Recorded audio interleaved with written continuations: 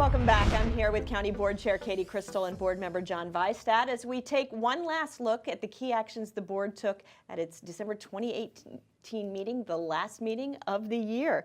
So let's do a quick, before we get into some specifics, let's just kind of do, continuing what we talked about from the last segment, looking ahead to some of the big issues that will continue into 2019.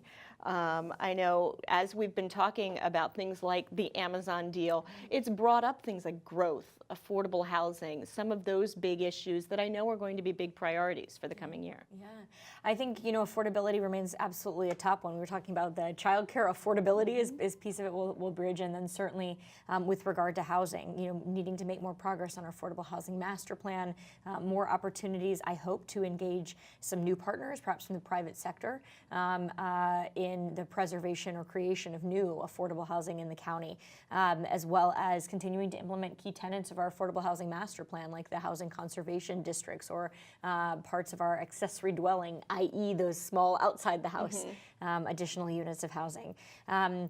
We'll have a vote on the Amazon incentive package. I think as our community has sort of learned with us over time, it's a relatively small investment grant from Arlington to Amazon. So it may not be this sort of major point of leverage or decision point.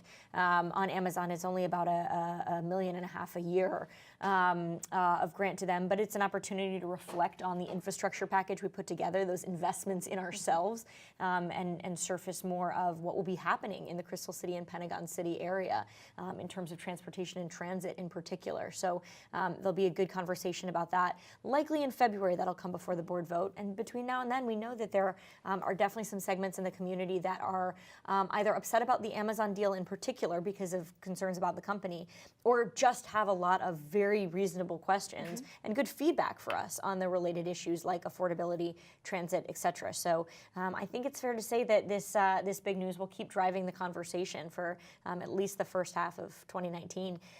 The one thing that unfortunately the Amazon news will not drive or change is the budget outlook for fiscal 20. So we're really pleased that Amazon is part of a solution to, again, shoring up that high commercial vacancy or office vacancy rate, which has led to a sort of drag on our budget, and resultingly a budget gap. But we won't see those revenues for another couple of years. So we are unfortunately in for a challenging conversation about our fiscal 20 budget, knowing that our revenues, again, largely because the office vacancy, aren't keeping pace with the growth in expenditures for county and schools both.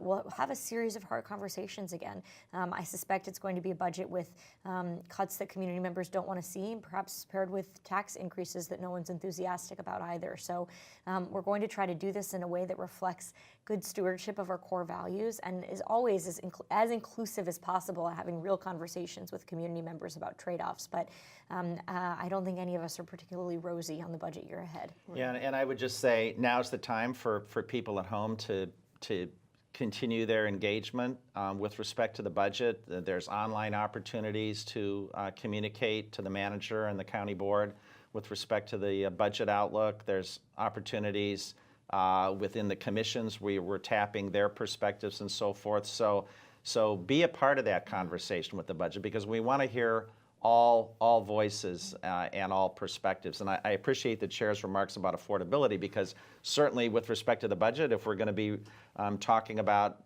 various property tax or a property tax increase versus a utility tax increase, or some combination, or where we cut, where we add, what we can do, we want everybody to be engaged. And I think, frankly, it was a big help just last month when we decided for the first time in quite some time to carry over 75% of the current fiscal year's surplus, rather than spending it right away, to put it into the mix for the next budget year so we can consider all competing priorities in a contemporaneous manner. And if you want to tell us what you think about these and other issues, visit our county website, topics.arlingtonva.us/engage.